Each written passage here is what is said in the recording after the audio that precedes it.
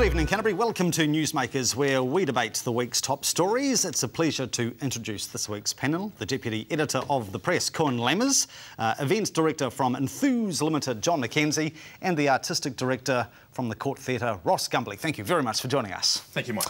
It's been a week of horribilous headlines for Rodney Hyde. The backlash continues to his big spending overseas trip, and some loose lips over breakfast has left him with egg on his face. Let us start with the latter, and the Martin van Beynen scoop for the press, Coen. How surprised was Martin by Rodney's colourful tableside comments? Well, I think he was so surprised that he had not even taken a notepad, and actually most of his notes were made on napkins, and he came into the newsroom trying to figure out what actually had been said, and he was so surprised that he basically ran out of napkins. It was just stunning. So Martin was at the same table, yes. right? It was a total fluke. Yep. We decided after all the headlines around the $45 for the breakfast that we were going to go along to see who was there, what he was going to talk about. Yeah. Martin ended up sitting just by chance at his table, and there were a whole group of people that Hyde would not have known. So when Hyde said, "Oh, I was thinking I was speaking amongst friends," yes, he didn't. Could have been anybody who could have fed us that information, but we just happened to be there ourselves, and it was just a bit out of line. And of course, it made the headlines that it did. And we were courteous enough to go back to him afterwards, and Martin presented himself and said who he was, and obviously immediately got stuck into him and said that it shouldn't be reported, and that was discussed at news conference yesterday whether it was ethical or not, and we decided it was a public forum. Anyone could have been at the table, so it was worthwhile reporting, and obviously it had the result. I've heard some people question whether it was ethical. I mean, personally, I think you were absolutely entitled to do it, given the context. But do you question it, John? Do you think, I think, absolutely. I think he was in a public forum. He didn't know people around the table. I think he should know better. And if you're in that environment, making comments along those lines, I think it's shocking. Absolutely horrendous. And I'm still reeling from the first word you used. What was that word? Horribilis. Yeah, nice word. I've never heard it before, but good on you. I think his managing his own personal perception and his brand and his method, what he's saying, a whole bunch of people that don't know him, horrendous, and the reporting of it, I think so long as you actually, the reporter, Martin, actually identified himself, that was, at that point, cool, and then you were full steam ahead, and he probably had an opportunity to give some further comments to his side, but no, it was done. He was sitting around the table, didn't know anyone. I think it was horrendous, and the press, it was a good story for you, really. It's a cracker story. Ross, do you think it was a major clanger by Rodney Hyde, or, as the Prime Minister's office has tried to explain it away, a bit of light-hearted banter? Well, look, I really, really hope it was a clanger, and I really hope it sparks the Labour Party into being in opposition. You know, they seem to be... I think this government's been let off pretty lightly by the opposition that we have at the moment. But this has opened a door. You know, spin is all about...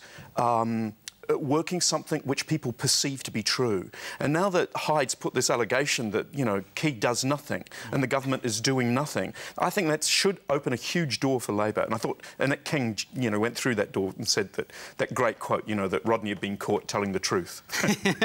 Well, of course, in addition to the bungle at the breakfast, the public are also very grumpy that Rodney Hyde took his floozy on a $50,000 10-day overseas trip, which conveniently coincided with the girlfriend's brother's wedding in London.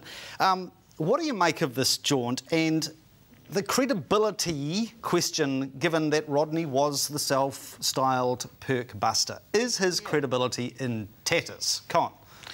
Well, I think it seems to be a classic example. Once you've got close to the trough and you've been feeding from it, it's very tempting.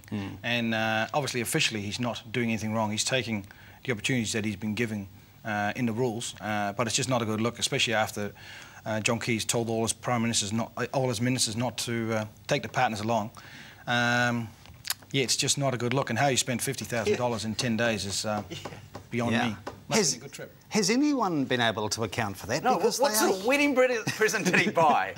And there was an element that I'm questioning how he's managing what's going out from his own messages. He was apparently, if he didn't take his partner, his relationship might be in a bit of strife. Well, I think he needs some potential relationship counselling, because he'd only wait for 10 days. Yes. And, you know, it's like having to take her. And again, he made his name on busting the perks.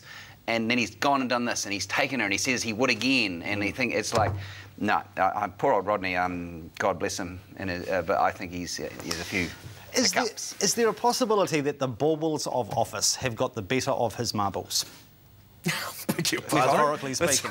That sounds rather rude. Have you ever noticed how much he looks like the Ferengi of Star Trek? Is that just me? I don't know. No, I'm with you on that. You know that? It's strange, isn't it? His forehead, when he loses weight, seems to be getting bigger, and his eye sockets seem to be sinking in. I mean, at least Rodney adds some colour to the sort of the dearth of dishwater politicians we sometimes are laboured with. That terrible yellow jacket, which makes him look like a Hertz girl that's had a really bad face operation that's gone wrong. You know, I mean, but at least he had some colour. Look, I think what's interesting about this issue is John Key's handling of it. Yeah. This sort of dismissing it as light-hearted banter, I think makes him look really weak. Yeah. I think he should have come out and said, look, this is Rodney. He's a loud mouth. We know he's like that, but he's doing a good job for us, which I think would have put the pecking order in place. But this looks very weak from my perspective on John Key's part.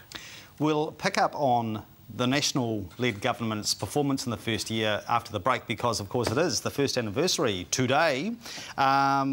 And is Rodney going to be a potential troublesome partner for John Key? We'll have a look at that shortly with our panel. Do stay with us.